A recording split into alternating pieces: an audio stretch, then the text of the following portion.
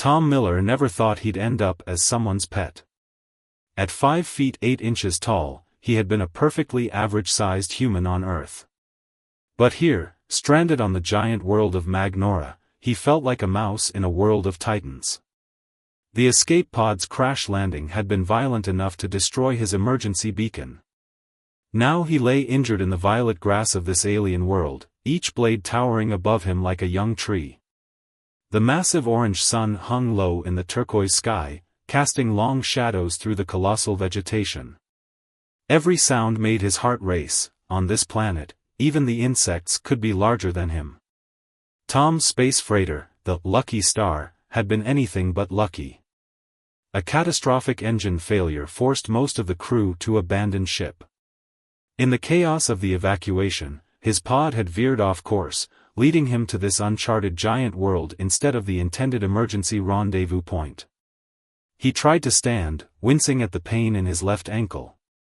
The medical supplies in his survival kit would help, but he needed shelter before night fell. The temperature was dropping rapidly, and his thermal suit could only do so much. Somewhere in the distance, a sound like thunder rolled across the landscape, except it wasn't thunder. It was footsteps. The ground trembled beneath him as the steps grew closer. Tom frantically hobbled toward a cluster of enormous mushrooms, their caps providing some cover from above. He pulled out his pocket analyzer, and its readings confirmed his worst fears. The approaching being was roughly 40 feet tall. Through gaps in the mushroom stems, he saw her, a humanoid female with silvery blue skin and flowing white hair that seemed to shimmer with its own light. She wore what appeared to be a sophisticated environmental suit, though it was clearly designed for comfort rather than full protection. Her movements were graceful despite her enormous size, and she carried what looked like scientific equipment in a bag at her hip. Tom's breath caught in his throat. He had heard stories about the Magnorans, a peaceful race of giants known for their scientific curiosity and advanced biotechnology. But he had never expected to encounter one while being injured and completely vulnerable. The giantess knelt down, her massive face now level with the mushrooms. Tom could see her iridescent purple eyes scanning the area. She must have spotted his pod's impact site. A device in her hand beeped softly, and she smiled, revealing perfect white teeth that could easily crush him. "I know you're there, little one," she said in perfect English, her voice surprisingly gentle despite its volume. "Your heat signature is quite distinct from our local fauna. Please don't be afraid, I'm a xenobiologist, and I want to help." Tom's mind raced. The story said Magnorans were peaceful, but they also had a reputation for keeping smaller species as pets or research subjects. Some claimed they even had a taste for exotic alien delicacies. Yet as the cold intensified and his ankle throbbed, he realized he might not survive the night without help. The giantess waited patiently, still kneeling. She placed her hand palm up on the ground, creating a small shelter from the wind. "The temperature will drop another 30 degrees before dawn," she said. "Your suit isn't designed for our nights. I promise you'll be safe with me." Tom looked at his analyzer again. She was right about the temperature, and his oxygen supply wouldn't last more than another day. With his injury, he couldn't hope to find better shelter before nightfall. He had to make a choice: trust this giant stranger or face certain death in the alien wilderness. Gripping his survival kit tightly, Tom took a deep breath and stepped out from behind the mushrooms. The giantess's eyes lit up with interest, but her gentle smile never wavered. As he limped toward her enormous hand, Tom couldn't help but wonder if he was walking into shelter or into a trap. Either way, he was about to discover exactly what the Magnorans did with tiny humans who fell from the sky. The journey to the giantess's research facility was both terrifying and awe-inspiring. Tom sat in a specially designed containment field on her palm, which kept him from falling as she walked. The containment field felt like a cushion of air, but he couldn't shake the feeling of being in an invisible cage. "My name is Ada," the giantess told him as she walked, her steps causing minor earthquakes with each stride. I've been studying crashed pods in this sector for the past 3 cycles. You're the first living specimen I've found. Tom didn't like the word specimen, but he tried to keep his voice steady. I'm Tom Miller, cargo officer from the freighter Lucky Star. How many other crashes have you found? 7 so far, Ada replied, her purple eyes glancing down at him. All empty. We thought your kind always managed to escape before impact. You're quite fortunate, or perhaps unfortunate, to have survived. The research facility loomed ahead, a gleaming structure of crystal and metal that stretched into the clouds. As they approached, Tom noticed several other giants in similar environmental suits working in what appeared to be enormous gardens. They grew plants he had never seen before, some with fruits bigger than his entire body.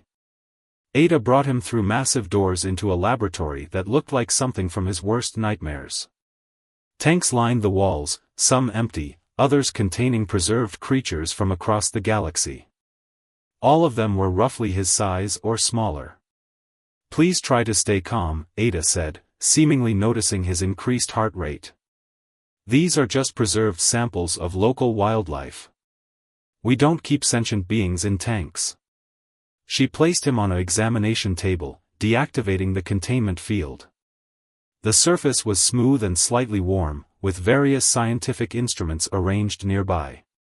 Each one looked capable of taking him apart piece by piece. Your ankle is injured, Ada observed, bringing out a scanner that hummed as it passed over him. And your core temperature is below optimal levels. I can help with both, but you'll need to trust me. Tom looked up at her towering form. Do I have a choice? Ada's expression softened. You always have a choice, Tom. But consider this, if I wanted to harm you, why would I bother bringing you to my lab? Why waste time healing you? Before he could respond, a deep voice boomed from the laboratory entrance. Another giant entered, male, with darker blue skin and wearing what appeared to be a military uniform. Ada, the sensors detected a crash site. I see you've already collected the evidence. Professor Reed, Ada turned to face him, subtly shifting to stand between Tom and the newcomer. This isn't evidence. He's a survivor, and my patient. The male giant's eyes narrowed. You know the protocols. Any crashed alien technology and its occupants must be reported to the Defense Council immediately. He's injured, Ada protested. The Council's interrogation methods could kill him at his current state. As the leading xenobiologist in this sector, I'm declaring him under medical quarantine. Tom watched the exchange with growing unease. He had gone from potential pet to potential prisoner in a matter of minutes. The male giant, Reed, clearly saw him as a security threat, while Ada's protection seemed genuine, if puzzling. Reed stepped closer, his massive form casting a shadow over the examination table. 24 hours, Ada. Get him stable. Then he goes to the council.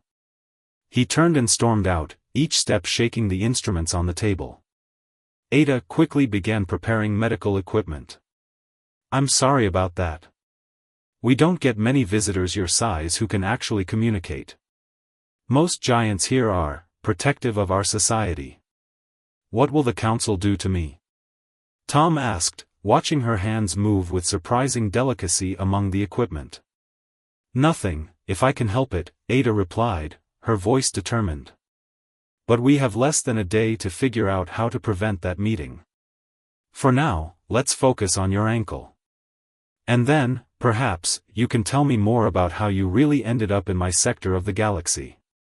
Her eyes met his, and Tom saw something there he hadn't expected, not hunger or scientific curiosity, but genuine concern. Maybe, just maybe, he had found an ally in this world of giants. He only hoped 24 hours would be enough time to prove it. The healing process was unlike anything Tom had experienced before. Ada had applied a shimmering gel to his ankle that seemed to sink straight into his skin, knitting the damaged tissues back together. Within hours, the pain had disappeared completely. Magnaran Biotechnology, Ada explained as she examined him with her scanner again. We've had to become experts at healing ourselves, given our size. One wrong step could crush a building. She paused, studying the readings. Your cellular structure is fascinating. I've never seen human biology up close before. Tom sat cross-legged on the examination table, now wrapped in what felt like living fabric that adjusted its temperature to keep him comfortable. 7 crashed pods in this sector alone, he said, watching her face carefully. That's not normal, is it? Ada's massive hands stilled over her equipment. No, she admitted. It's not. And you're the first to mention it. She lowered herself to eye level with him, which still meant he was looking at a face larger than a billboard. Why don't you tell me what really brought you to Magnora? Tom took a deep breath. The Lucky Star wasn't just a cargo ship. We were tracking something, anomalies in space, ships disappearing without trace. The pattern led us here, but then. He hesitated. Then everything went wrong. Your ship didn't crash because of engine failure, did it? Ada's purple eyes seemed to glow brighter. Before Tom could answer, alarms began blaring throughout the facility. Red lights pulsed along the crystal walls, and Ada quickly straightened up. Defense systems, she muttered, checking a holographic display that appeared in midair. Something's entering the atmosphere. Multiple objects, same signature as your pod. Tom jumped to his feet. They found me, he said, his voice tight. We need to. The laboratory door slid open, and Professor Reed burst in with 2 armed guards. The council is convening immediately, he announced. And your patient is going to explain why we have 6 more human pods burning through our atmosphere right now. Wait, Ada stepped forward, her hand moving protectively near Tom. He's still under my medical authority. You can't just. This is now a military matter, Reed cut her off. Either bring him to the council chamber yourself, or I'll have my guards do it. Your choice, Ada. Tom looked up at Ada, seeing the conflict play across her giant features. It's okay, he said. I'll explain everything to the council. But Ada needs to be there, she's involved now, whether she wants to be or not. Reed's expression darkened, but he nodded curtly. Fine. The council chambers. Now. The journey to the council was tense. Ada carried Tom herself, the containment field back in place around him. Through the facility's enormous windows, he could see the streaks of fire in the sky, more pods entering the atmosphere. But these weren't escape pods. Not really. The council chamber was a vast amphitheater, with 12 giant figures seated in a semicircle. Their environmental suits were more elaborate than Ada's, decorated with symbols of authority. Reed took his place among them, while Ada stood in the center with Tom. Explain, the central council member commanded, her voice resonating through the chamber. Why do humans invade our world? Tom stood as tall as he could on Ada's palm. They're not invading, he said clearly. They're warning you. The Lucky Star found something out there in the void, something that's been taking ships, whole crews, without a trace. We tracked it here because. He looked up at Ada apologetically. Because whatever it is, it's been using your world as a base. Those other crashed pods? They were warnings too. But something silenced them before they could deliver their message. Ada's free hand moved closer to him, protectively. What kind of thing could hide on our world without us knowing? Something that can change its size, Tom said grimly. Something that learned to hunt giants by becoming one. And now that it knows we found it. He gestured to the windows, where more fiery streaks lit up the sky. Now it's done hiding. The council chamber erupted in chaos as the implications sank in. In all the confusion, only Ada noticed the slight shimmer in the air behind the council members, a distortion that seemed to grow larger and larger with each passing second. "Everyone down!" Tom shouted, his voice barely carrying over the council's arguments. But Ada heard him, and more importantly, she saw where he was pointing. The shimmer behind the council members had taken shape, forming into something that defied reality. It started small, about Tom's size, but grew rapidly. Its form shifted like liquid metal, stretching and expanding until it towered even over the Magnaran council members. The creature's surface reflected the chamber's crystal walls, making it almost invisible except for its outline and its eyes, dozens of them opening across its fluid form like black holes in space. Ada moved with surprising speed for her size, sweeping Tom close to her chest with one hand while using her other arm to shove the nearest council member aside. Where they had been standing, a massive tendril of liquid metal smashed into the floor, cracking the crystal surface. "The defense systems!" Reed shouted, drawing what looked like an energy weapon. "Why aren't they?" "Because it's been here all along," Tom called out. "It's probably been here for years, learning your technology, adapting to your security. Those crashed pods were trying to warn you." The creature's surface rippled, and a sound emerged, not quite a roar, not quite a laugh. More tendrils shot out from its mass, wrapping around two of the council members before anyone could react. The giants struggled, but the metallic substance began to flow over them like quicksilver. Ada backed toward the chamber's entrance, her hand cupped protectively around Tom. "It's absorbing them," she gasped. "It's learning from them." The creature's form surged upward, taking on characteristics of the council members it had consumed, their size, their general shape, but twisted and wrong.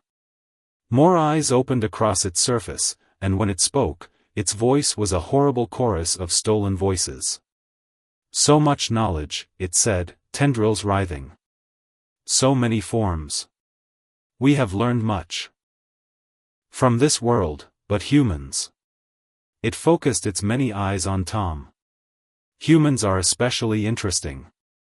So small, yet so resourceful. You found us when the giants could not even see us beneath their feet." Reed fired his weapon, but the energy blast passed through the creature's liquid form, leaving only a momentary hole that sealed instantly. Other council members were running now, hitting emergency panels that sealed various doors and passages. "Ada," Tom said urgently, "the biotechnology you used to heal me, could it be weaponized?" Ada's purple eyes widened with understanding. "The healing gel, it breaks down and rebuilds cellular structures. If we could modify it to target non-organic matter?" Tom finished her thought. "Your lab. We need to get to your lab."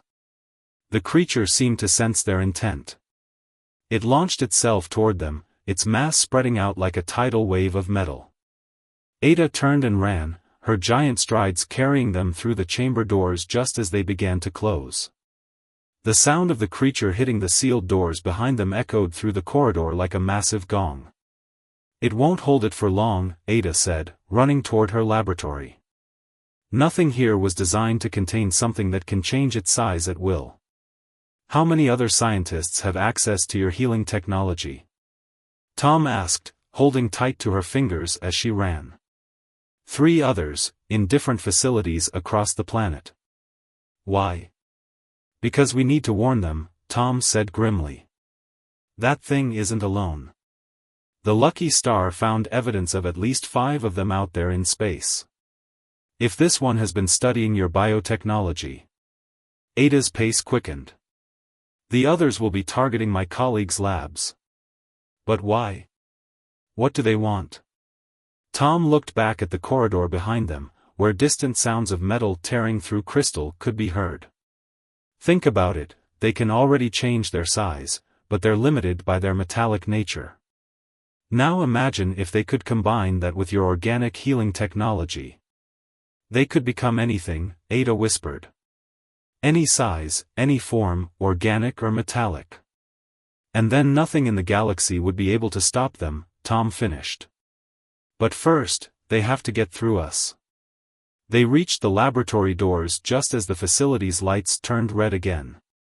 Emergency broadcasts began playing in the Magnaran language, and Ada's expression grew even more worried as she listened. "What is it?" Tom asked, though he already suspected the answer. "The other facilities," Ada said, rushing to her equipment. "They're under attack. We have less than an hour before the creatures link up and share everything they've learned. We have to find a way to stop them, Tom. And we have to do it now." Ada's laboratory had become their last stand. She sealed the doors with every security protocol available, but they both knew it wouldn't hold for long.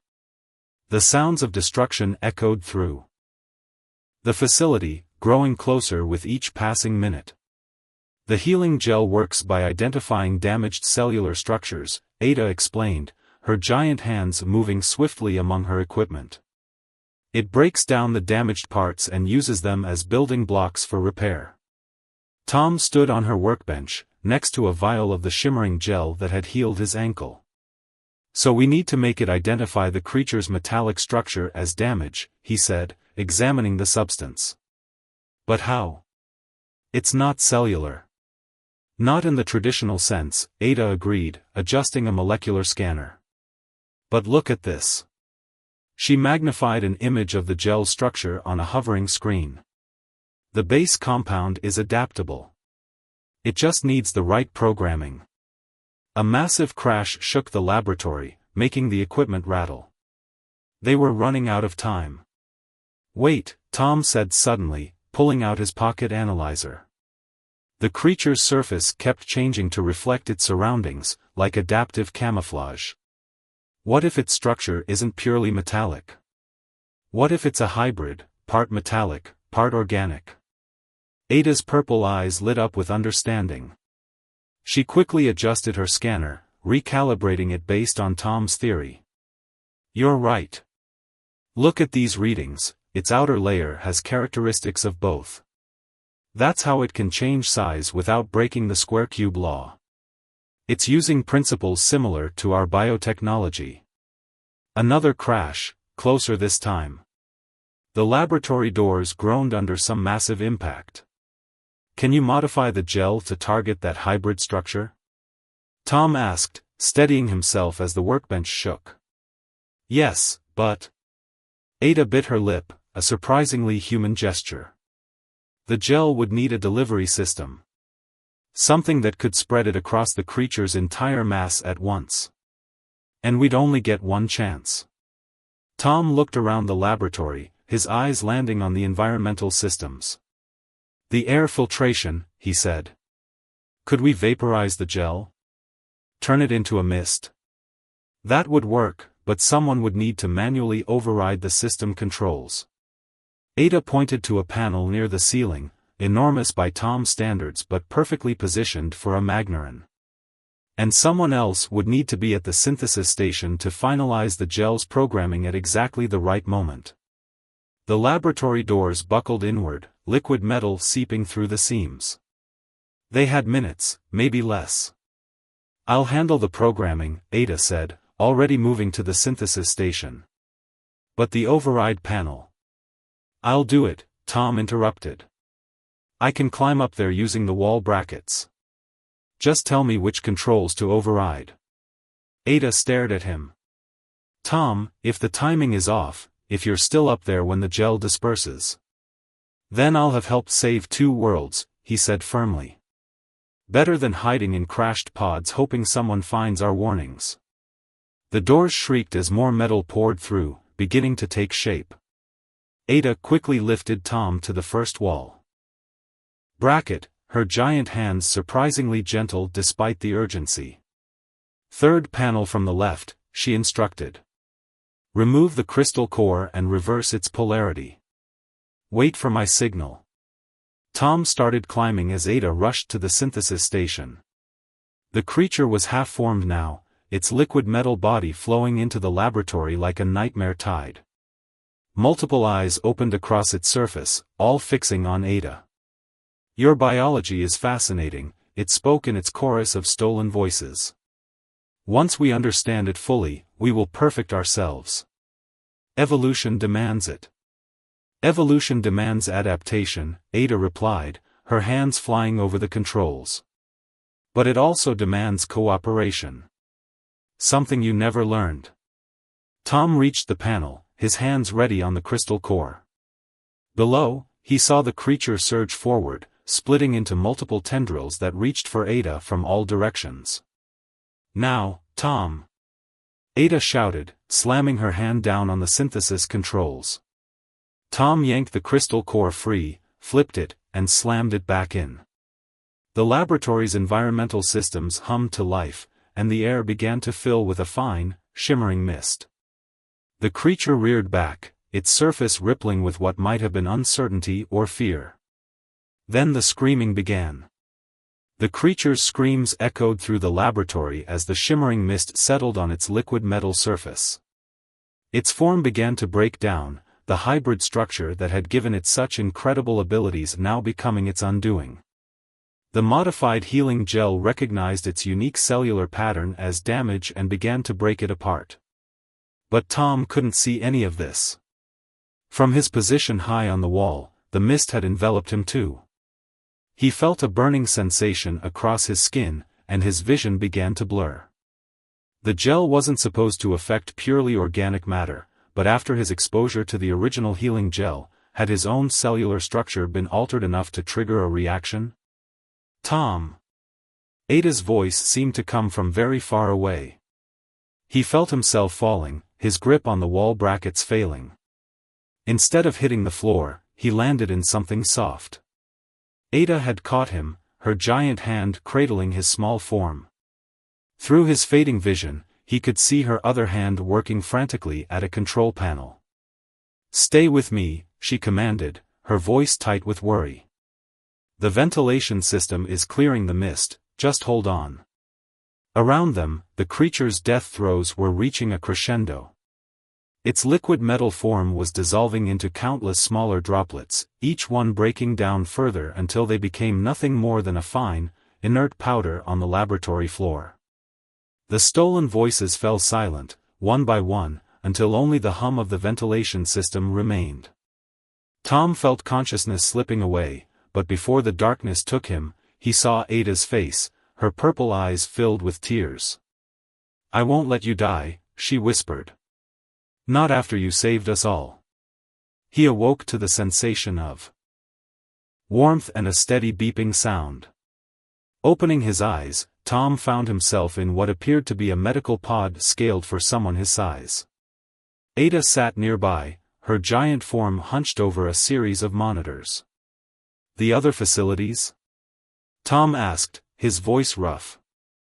Ada turned quickly, relief washing over her features. "All reported success. Once we proved the gel could be weaponized, they followed our lead. All 5 creatures were destroyed." She leaned closer, examining his pod's readings. "But you nearly died. The gel had already changed your cellular structure when it healed your ankle. When the weaponized version hit you." She trailed off.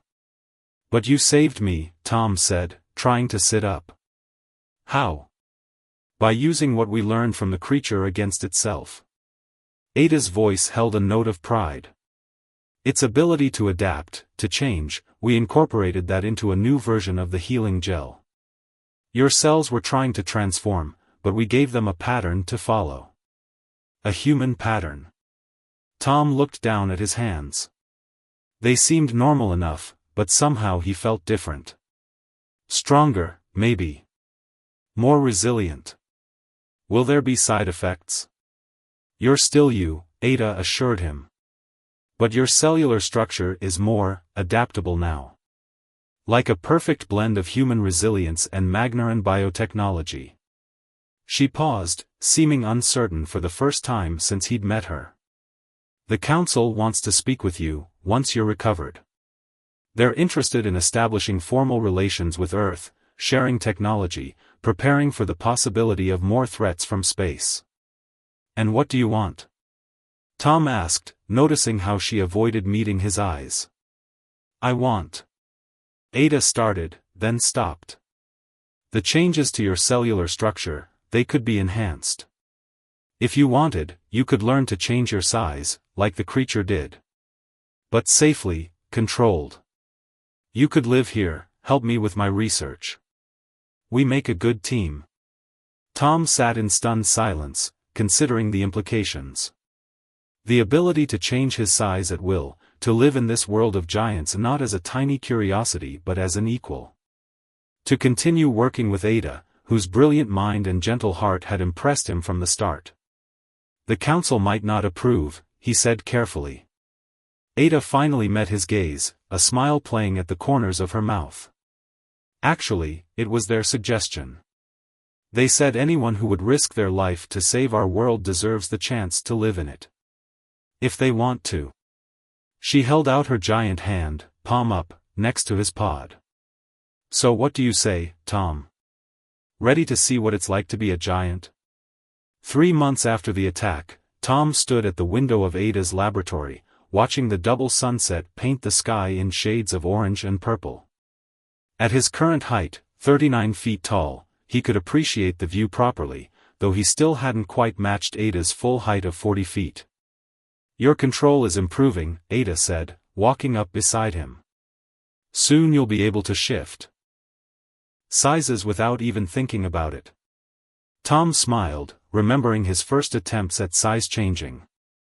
The Magnaran biotechnology that now infused his cells had taken weeks to master, but Ada's patience had made it possible. I still prefer this height, he admitted. Tall enough to fit in here, but not so tall that I forget what it's like to be small. The laboratory had changed since their battle with the creature. It now served as the primary research center for the newly established Human Magnaran Science Coalition. Teams of humans, all volunteers who had undergone the same cellular modification as Tom, worked alongside Magnaran scientists, combining their knowledge to protect both worlds. The council meeting went well, Ada said, turning to her workbench where a new project awaited. Earth's representatives are pleased with the progress. The defense network will be operational within a month. Tom nodded, following her to the workbench. After the attack, both worlds had realized their vulnerability to threats that could transcend size. The defense network, based on their modified healing gel technology, would protect both Earth and Magnora from any similar creatures that might still lurk in the depths of space. Professor Reed sent another apology, Ada mentioned casually, a slight smirk on her face. That's the third one this week. He's just trying to get early access to our new research, Tom chuckled. The former military officer had become one of their strongest supporters after witnessing how human ingenuity and Magnaran technology could work together. Though I have to admit, his idea about adapting the size-changing process for spacecraft has potential. A soft chime interrupted them, the daily check-in from the Lucky Star. The freight ship, once thought lost, had been found drifting in space with its crew in stasis. They had managed to escape the creature's attack but couldn't risk leading it back to Earth. Now the ship served as a testament to human survival and a symbol of the new alliance. Do you ever regret it? Ada asked suddenly, her purple eyes serious. Staying here, becoming what you are now? Tom considered the question carefully. His life had changed dramatically since that day he crashed on Magnora. He could never return to being purely human, the cellular changes were permanent. Some of his former crew members still looked at him with a mix of awe and unease when he shifted sizes during their visits. When I first saw you in the forest, he said, I thought you were going to eat me. Then I thought you'd keep me as a pet or a specimen. I never imagined. He gestured at himself, at the laboratory, at everything they'd built together. I never imagined I'd find a place where being small or large didn't matter. Where what you can do matters more than what size you are. Ada smiled, reaching out to touch his hand, a gesture that once would have terrified him but now felt as natural as breathing. You know, for a human, you make a pretty good giant. And for a giant, you make a pretty good human, he replied, intertwining his fingers with hers. Outside, the twin suns finally dipped below the horizon, leaving the sky awash in starlight. Somewhere up there, other threats might be waiting. But Earth and Mag-Nora would face them together, proving that the greatest changes often came from the smallest beginnings. Tom squeezed Ada's hand gently. He had crashed on this world fearing a giantess would devour him, only to discover that what she had really consumed was his fear of being small, fear of being different, fear of change itself. In its place, she had helped him grow into something entirely new, a bridge between two worlds, living proof that size was no barrier to understanding. As they turned back to their work, Tom smiled. Sometimes the biggest adventures started with being very, very small.